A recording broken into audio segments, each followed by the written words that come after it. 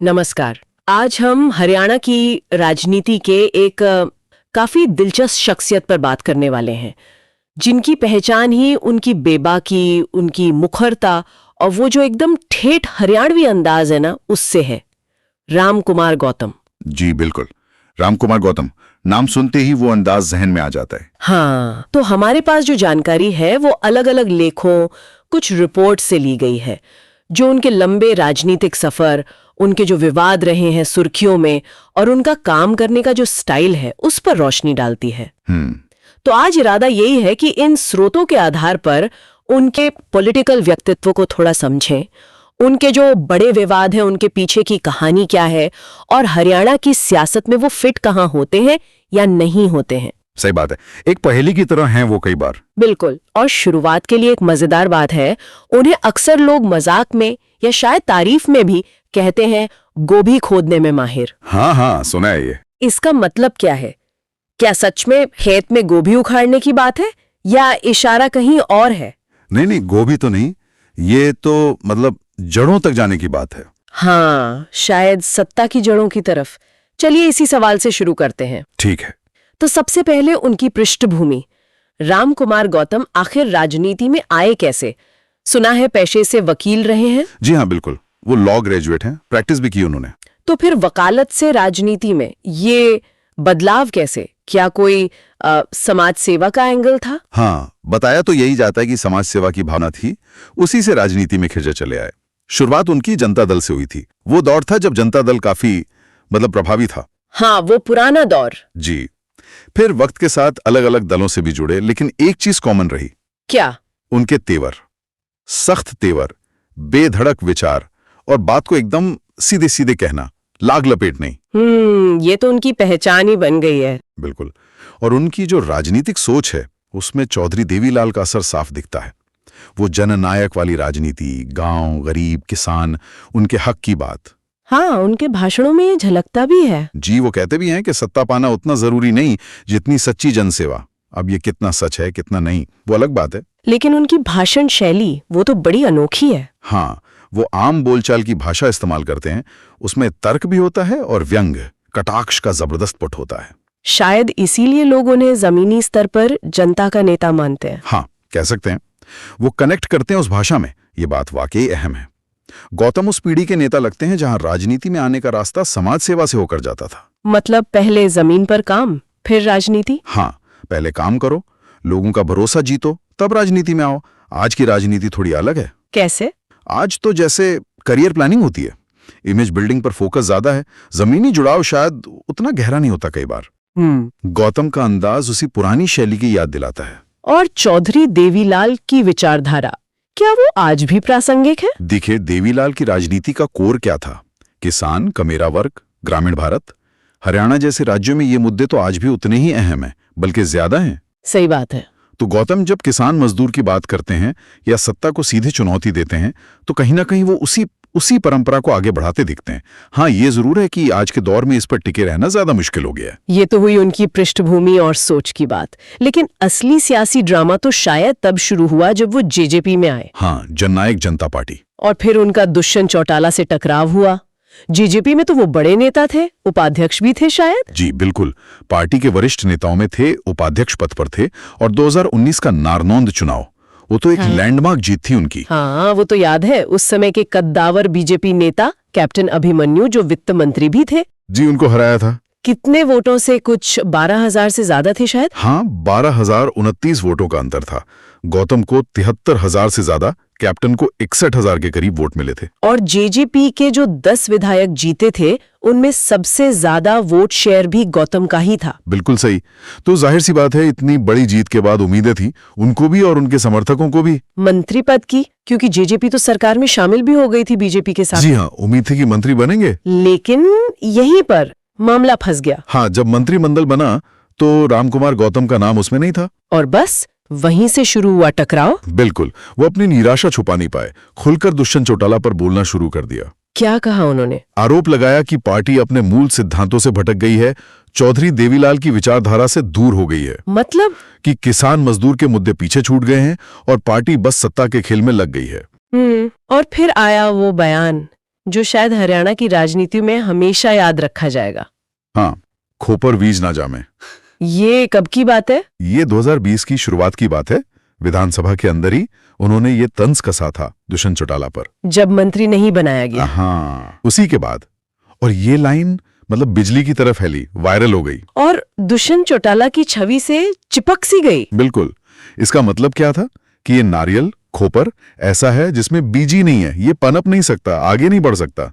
एक तरह से लीडरशिप पर ही सवाल था। बाप रे, कितना असर हुआ होगा इसका। राजनीति में शब्दों का खेल बड़ा गजब होता है। कभी कभी एक छोटा सा जुमला पूरी रणनीति पर भारी पड़ जाता है। खोपर वाले बयान ने यही किया। इसने दुष्यंत चौटाला की इमेज को खासकर ग्रामीण इलाकों में किसान समुदाय में बहुत नुकसान पहुंचाया, क्योंकि जेजेपी का बेस ही वही है। बिल्कुल। और उन्हीं के बीच पार्टी का एक सबसे सीनियर नेता ये कहे कि लीडरशिप में दम नहीं, ये बहुत बड़ी बात थी। पकड़ रहा था। हाँ, बिल्कुल सही समय पर। जेजेपी उस वक्त बीजेपी के साथ सत्ता में थी, किसानों में वैसी नाराजगी थी, तो इसने आग में घी का काम किया। एक तरह से। हाँ, जेजेपी की स्थिति और भी असहज हो गई। गौतम तो ये भी कहते हैं कि उन्होंने पद के लिए सिद्धांतों से समझौता नहीं किया। हाँ, ये उनकी लाइन रही है। वो ये संदेश देते हैं कि मेरे लिए विचारधारा, जनता के मुद्दे पहले हैं, मंत्री पद बाद में। इससे उनकी एक उसूल पसंद नेता की इमेज बनती है। जी। हालांकि आलोचक कहते हैं कि ये सब मंत्री पद न मिलने की खींच थी। सच शायद बीच में कहीं हो सकता है, लेकिन इस प्रकरण ने उनकी बागी और बेबाक छवि को और मजबूत जरूर किया। तो जेजेपी से रास्ते अलग हुए, फिर वो बीजेपी में चले गए, घर वापसी हुई। हाँ, भारतीय जनता पार्टी में। वो पहले भी रह चुके थे बीजेपी में। अच्छा। 2024 के चुनाव हुए, पार्टी ने उन्हें नारनौंद की बजाय सफीदों से टिकट दिया और वहां से भी जीत गए। हाँ, जीतकर विधानसभा पहुंचे। लेकिन किस्मत देखिए, कहानी फिर वही। बिल्कुल। नई सरकार बनी, नायब सिंह सैनी मुख्यमंत्री बने, लेकिन रामकुमार गौतम फिर मंत्री नहीं बने। और नतीजा अंदाजा लगाना मुश्किल नहीं है। हाँ, बिल्कुल। तेवर फिर तीखे, लेकिन इस बार निशाना जेजेपी नहीं, अपनी ही पार्टी, बीजेपी के मंत्री। जी हाँ, अरविंद शर्मा। हाँ, ये टकराव तो काफी चला।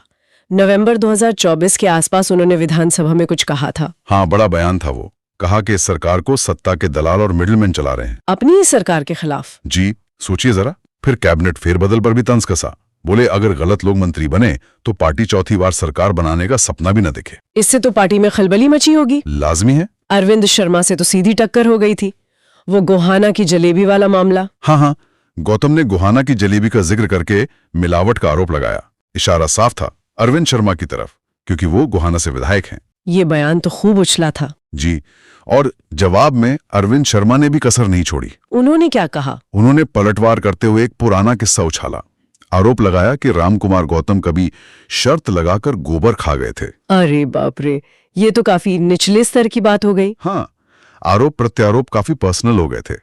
पार्टी की किरकिरी भी हुई। अब चर्चा ये है कि क्या मंत्रिमंडल में फिर फेरबदल होगा?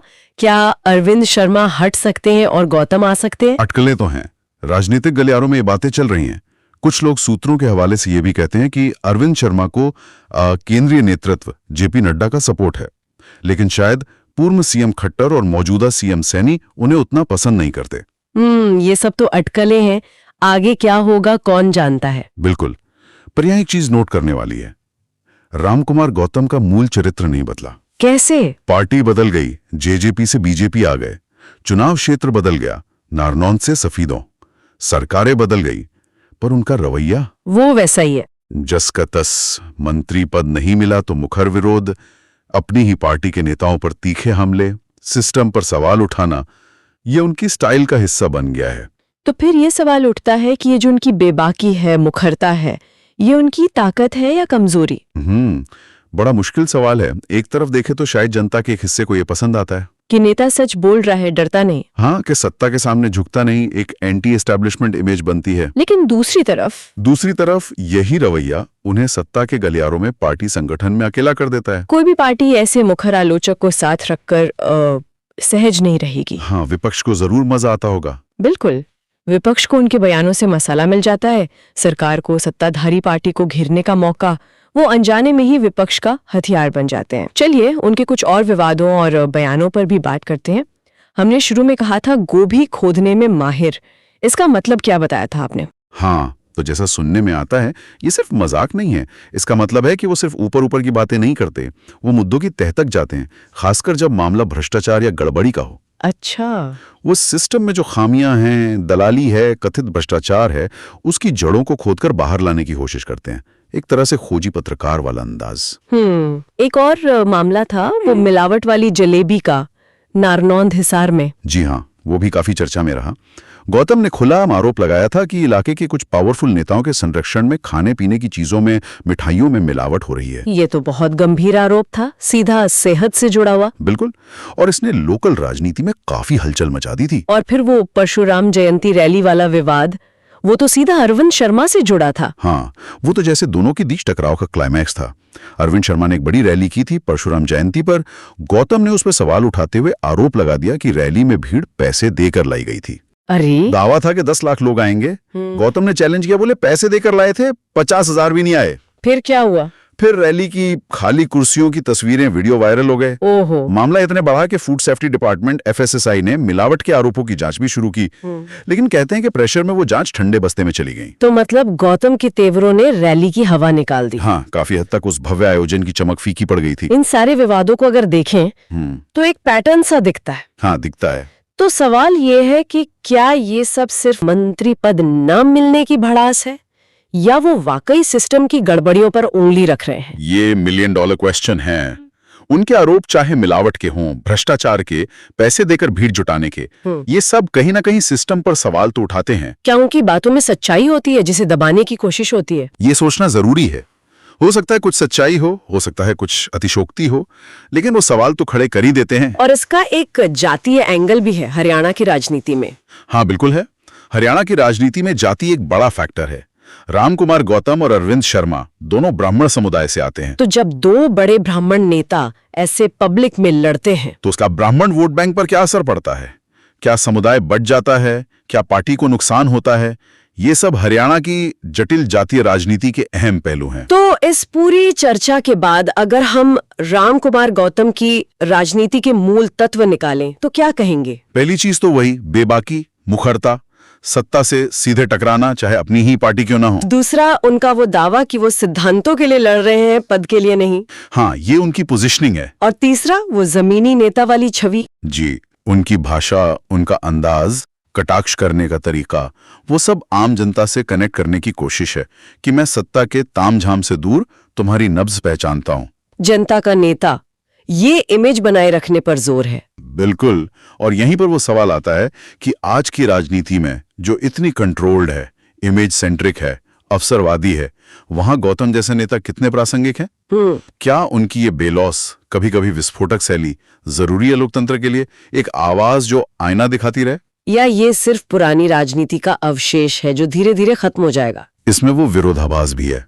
जो उनकी ताकत है, स्पष्टवादिता, वही उनकी कमजोरी भी बन जाती है। सुर्खियों में तो आते हैं पर सिस्टम में अकेले पड़ जाते हैं। हाँ, अलग थलग हो जाते हैं।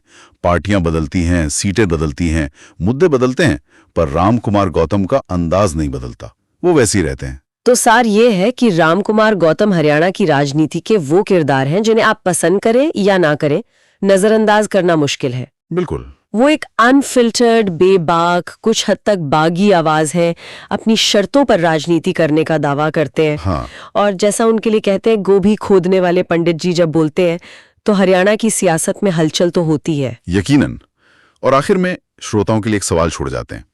आज का दौर है पॉलिटिकल करेक्टनेस का, हर शब्द नपातुला, इमेज मैनेजमेंट सबसे जरूरी। ऐसे माहौल में क्या रामकुमार गौतम जैसी सीधी, सपाट, बिना लाग लपेट वाली और अक्सर विवादों को जन्म देने वाली शैली का कोई भविष्य है?